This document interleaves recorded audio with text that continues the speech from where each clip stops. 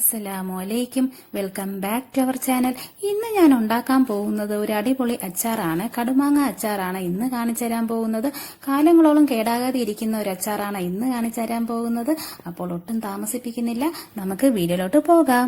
അതിനു മുമ്പ് ആസിഫ് ആക്കിഫ് ഫൺവൽ ചാനൽ ഇതുവരെ സബ്സ്ക്രൈബ് ചെയ്യാതെ കാണുന്ന കൂട്ടുകാരാരെങ്കിലും ഉണ്ടെങ്കിൽ ഒന്ന് സബ്സ്ക്രൈബ് ചെയ്തേക്കാം. തൊട്ടടുത്ത ബെല്ലൈക്കൺ ക്ലിക്ക് ചെയ്ത് ഓൾ എന്ന ഓപ്ഷൻ കൊടുത്താൽ മാത്രമേ ഞങ്ങൾ ഇടുന്ന വീഡിയോസിന്റെ നോട്ടിഫിക്കേഷൻസ് നിങ്ങൾക്ക് ലഭിക്കുകയുള്ളൂ.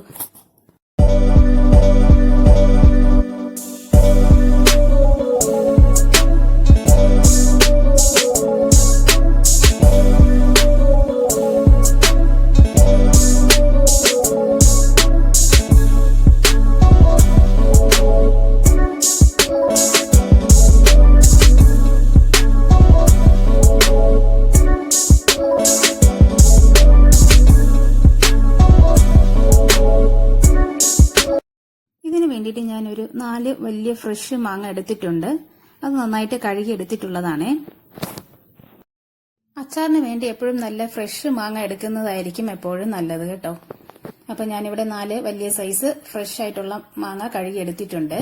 അതിനുശേഷം മാങ്ങയിൽ വെള്ളമൊന്നും കാണാൻ പാടില്ല. ഇനി നമുക്ക് സൈഡ് ഒന്ന് ചെത്തി കളയണം. ചെറുതായിട്ടൊന്ന് ചെത്തിയതിന് ശേഷം അത് കട്ട് ചെയ്യാൻ എടുക്കാം. രണ്ടായിട്ട് മുറിച്ചതിന് ശേഷം ചെറിയ ചെറിയ പീസായിട്ട് കട്ട് ചെയ്തിടുക. കടുമാങ്ങ അച്ചാറായതുകൊണ്ട് ചെറിയ പീസായിട്ട് കട്ട് ചെയ്ത് ഇടുന്നതായിരിക്കും നല്ലത്. വലിയ സൈസായിട്ട് മുറിക്കരുത്, ചെറിയ സൈസായിട്ട് വേണം മുറിച്ചെടുക്കാനായിട്ട്. എങ്കിലേ അതിനൊരു ടേസ്റ്റ് കിട്ടത്തുള്ളൂ കേട്ടോ. മാങ്ങയെല്ലാം ചെറിയ പീസായിട്ട് കട്ട് ചെയ്തെടുത്തിട്ടുണ്ട്. ഇനി നമുക്ക് അത് ഒരു ബൗളിലേക്ക് മാറ്റി കൊടുക്കാം.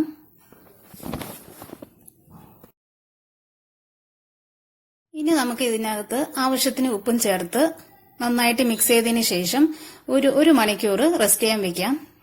ഈ മാങ്ങ ഉപ്പിലിട്ടിട്ട് ഞാൻ 1 മണിക്കൂർ റെസ്റ്റ് ചെയ്യാൻ വെച്ചതാണേ.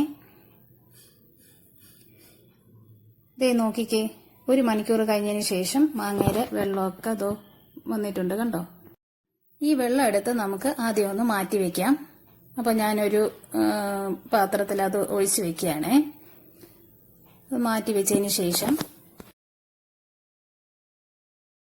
അച്ചാർ ഇടുന്നതിനായിട്ട് ഞാനൊരു ചുവട് കട്ടിയുള്ള പാത്രം എടുത്തിട്ടുണ്ട്. അടുപ്പത്ത് വെച്ചതിന് ശേഷം പാത്രം ഒന്ന് ചൂടായി വരുമ്പോൾ ഞാനൊരു 3 ടേബിൾ സ്പൂൺ നല്ലെണ്ണ ഒഴിച്ചു കൊടുക്കുന്നുണ്ട്. എണ്ണ ഒന്ന് ചൂടായി വരുമ്പോൾ ഞാനിവിടെ 1 ടേബിൾ സ്പൂൺ ഉലുവ ചേർത്ത് കൊടുക്കുന്നുണ്ട്. അത് പച്ച ഉലുവയായാലും വറുത്ത ഉലുവയായാലും കുഴപ്പമില്ല, ഏതായാലും കുഴപ്പമില്ല. ഞാനിപ്പോ 1 ടേബിൾ സ്പൂൺ ഉലുവ ചേർത്ത് കൊടുക്കുന്നുണ്ട്. ഉലുവ ഒന്ന് ചെറുതായിട്ട് ബ്രൗൺ ഷെയ്ഡ് ആവും വരെ ഒന്ന് വെയിറ്റ് ചെയ്യുക. ഉലുവ ബ്രൗൺ ഷെയ്ഡായി വന്നിട്ടുണ്ട്. ഇനി നമുക്ക് അതിലേക്ക് 1 ടേബിൾ സ്പൂൺ കടുക് ചേർത്ത് കൊടുക്കണം. ഇനി കടുക് ഒന്ന് പൊട്ടും വരെ വെയിറ്റ് ചെയ്യുക.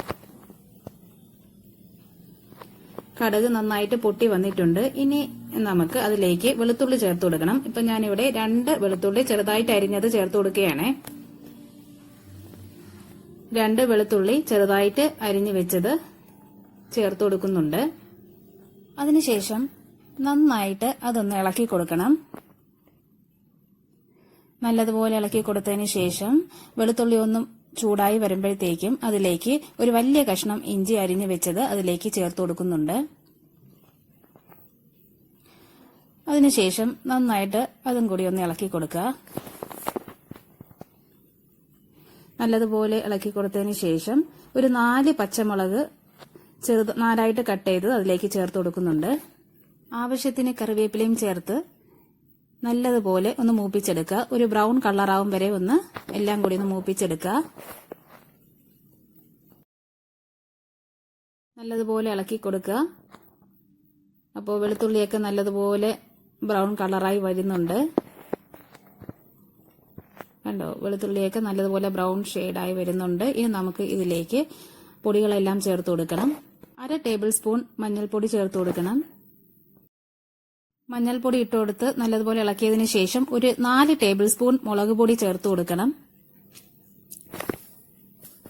ഈ മുളക് പൊടി കുറച്ച് കാശ്മീരി ചില്ലിയും കൂടെ ചേർത്ത് പൊടിച്ചതാണ്. അപ്പോൾ ഇതാവുമ്പോൾ നമുക്ക് കുറച്ച് എരിവും കുറവായിരിക്കും, ആവശ്യത്തിന് കളറും കിട്ടിക്കോളും. മുളക് പൊടി ഇട്ട് കൊടുത്ത് നന്നായിട്ട് ഇളക്കി കൊടുക്കുക.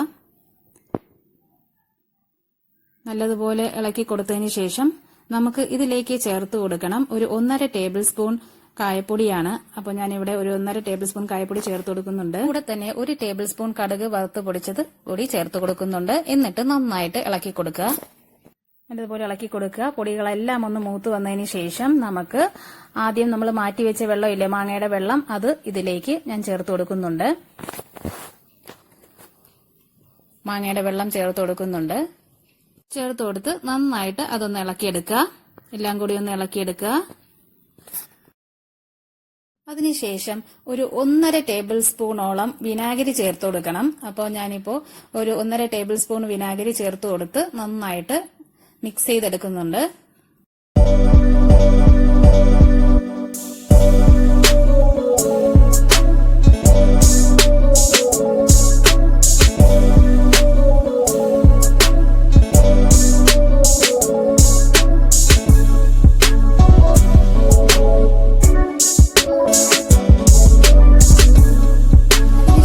ഒരു ടീസ്പൂൺ പഞ്ചസാരയും കൂടി ചേർത്ത് നന്നായിട്ട് ഇളക്കി കൊടുക്കുക.